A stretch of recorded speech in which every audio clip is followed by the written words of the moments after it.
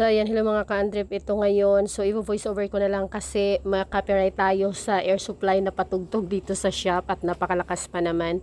So, ayan, may magpapalit sa atin ngayon ng chain set. Chain set na yan po ay may kadena.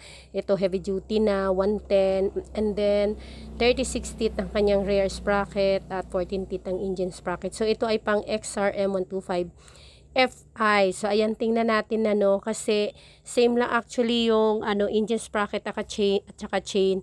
So, itong kinuha ko ay pang, ayan, pang XRM 125 na hindi FI. Itong black, ito yung FI. So, ayan, sukat natin. Kung makikita nyo, halos pareho lang sila. Kaya lang, malaki ang butas sa gitna nitong pang FI kasi mas malaki yung plunge hub niya.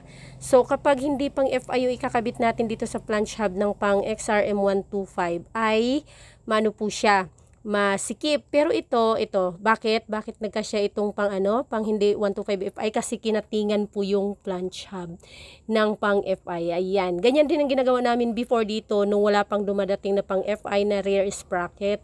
Kasi hindi mo siya makakabitan. Ito yung pang FI, oh. Ayan. So, medyo maluwag na siya, 'di ba? Kasi nga, lumiit naman yun yung parang pinakabunganga ng plunge hub ng kanyang, plunge hub. So, ayan, medyo lumuwag ito kasi kinatingan.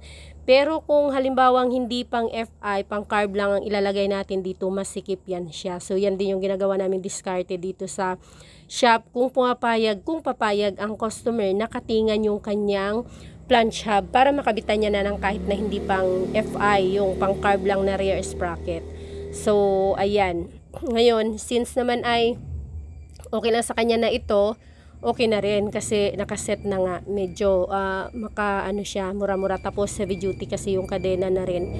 Pero kapag halimbawa wala, nagagawa niyang paraan yan kapag sa shop nga kasi nga nakakatingan yan siya, nasasandiran yung kanyang plunge hub. Pero kapag halimbawa magdi-DIY ka sa bahay tapos wala kang pang sander, wala kang pang cutting, hindi mo talaga yan malalagyan ng pang carb lang na rear sprocket. So, mas mahirap. Kasi before, diba, nung mga kakalabas pa lang ng mga FI, medyo, medyo bihira yung dating sa mga probinsya ng mga, sprocket. Usually, yung pag FI talaga, nakaset siya. Hindi kagaya ng mga pang carb na tingi-tingi ba. Meron namang pang carb na nakaset, pero usually kapag kapag sa FI nakaset talaga siya dahil nga doon sa kanyang rear sprocket. So 428 din naman siya. May mga may mga 420 na mga pang XRM, pero ito ay 428. So ito yung engine sprocket ng pang FI. Check natin kung pareho lang ba sila ng pang carb na engine sprocket. Para magka-idea na rin kung talagang, kung halimbawa magpapalit kayo, FI ang motor nyo, kung ano ba yung kailangan nyo. Halimbawa, titingi-tingiin nyo lang. So, ito yung engine sprocket ng carb. Ayan, isusukat natin kung pareho lang ng pang FIUC.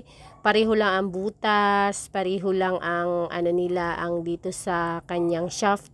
Pareho lang ang laki niyan. So, ang pagkakaiba lang po talaga ng pang FI at saka ng pang carb ng mga XRM na 125 ay yung kanyang rear sprocket.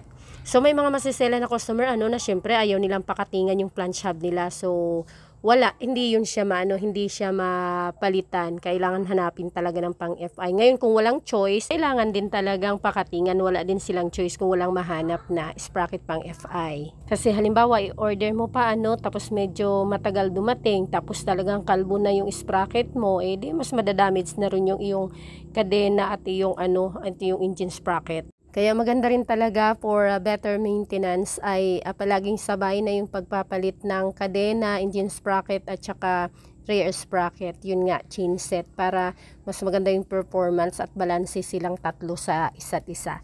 Yun lang po. Thank you very much. Bye-bye!